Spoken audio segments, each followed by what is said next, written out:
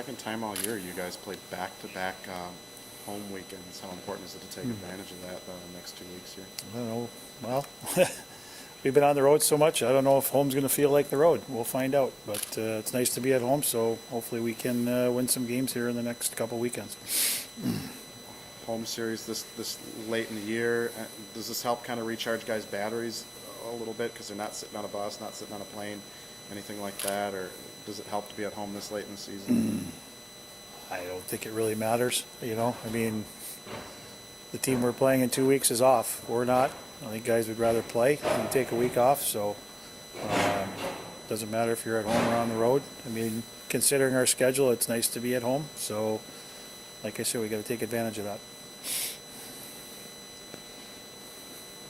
Talked this morning about the depth of this year's team. It came into play against Denver too. Are you still happy, just kind of overall with top to bottom of your lineup at this point in the year?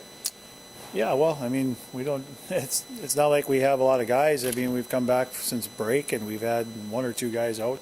You know, finally today I think was the first, or this week was the first week we've had everybody practicing. You know, Molinar was sick with mono, and then McCormick was out. You know, we've had an injury here, injury there, and I mean, it's what we have. It's nice now to finally have everyone skating and ready to play. It's nice to even see Spurl's out skating. He's not going to be back, but he's out skating, so that's nice. But you know, I think our guys have done a good job, and you know, it'd be nice to have a couple more. There's no question. You know, you never want to see injuries and all that stuff, but we got to rely on it, you know, and like I said, we've tried to work practices accordingly to how we're feeling and how everything is going. Talk about how from the goalie on out, your penalty kill just came up huge for you in the third period Saturday, holding that one goal lead. Well, it was interesting, Bruce, because it came up big in two situations, both late in the game on Friday and both late in the game on Saturday, where early on we gave up early power play goals. One was very early and one was right at the end of a power play for Denver, and our guys did a great job, you know, killing the 5-minute on Friday. But I thought Saturday, you know, you're holding a 1-goal lead. Our best penalty killer was our goalie. I thought Kaz played outstanding, made 2 or 3 great saves when he needed to, and that's you need those saves at critical times. So those guys stepped up when we really needed them to, all 5 of them, and you know, they were huge kills at the time. The power play, after getting a chance to review the tape from the weekend, are you seeing improvements from that unit, and if so, where are you seeing them improve? Well, if the power plays were 2.5 minutes, we would have had 2 of them. You know, scored 2 goals late at the end. No, it's still, we got work to do. You know, again, there's some good things. I think the same as all year, but we're not putting the puck in the back of the net. You know, sometimes it's decisions, sometimes it's, you know, a few things that happen.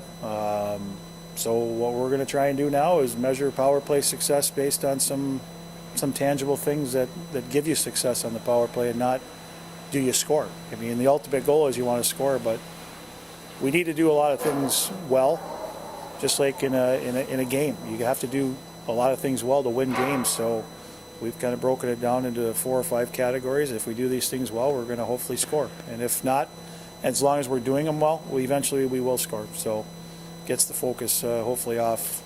You have to score, you have to score, you have to score. You know, because that's what they're trying to do, but you still got to do some things along the way to score goals and create chances, and those are the things we're going to measure now. How do you approach a team like Northern, like you say they were in top 10 early in the year, maybe went through a slump, and now they're back playing pretty high? How do I, or how do our players? I can tell you how I do. It's no different than any team. It's no different than the team we played last weekend. It's a mindset. It's how you go into the weekend. Every weekend is competitive and tough. They're playing well right now, and certainly they're going to come in here with nothing to lose. They're not probably expected to win, and those are hard games. You know, not hard games for those teams, because they're going to come in here and play, and they have a good team. And like I said, our focus needs to be on building off what we did last 2 or 3 games, because we've done some good things, won a couple hockey games, and continue to do that and get better. And that's what we need to do. If we go into it with any other mindset, then we need to play hard and do the things we need to do we won't have success. Doesn't matter who you're playing. That message come across to the guys. I hope so. I hope so. You know, it's easy to say, sometimes it's harder to do, but I think our guys understand, you know, certainly what we went through, you know, a couple weeks ago playing the Friday game against Bemidji. We didn't go in there with the right mindset, and you saw what happened. So it's a good lesson. Looking at some of the top teams in the country right now, 5 of the top 10 in the national poll are of the NCHC. So I guess, how do you move forward and, you know, keep you guys focused on winning and competitive conference more than? Well, again, we talk about the process. You know, it's a tough year. It's a long year. We've had a tough schedule. We got to play in a tough conference.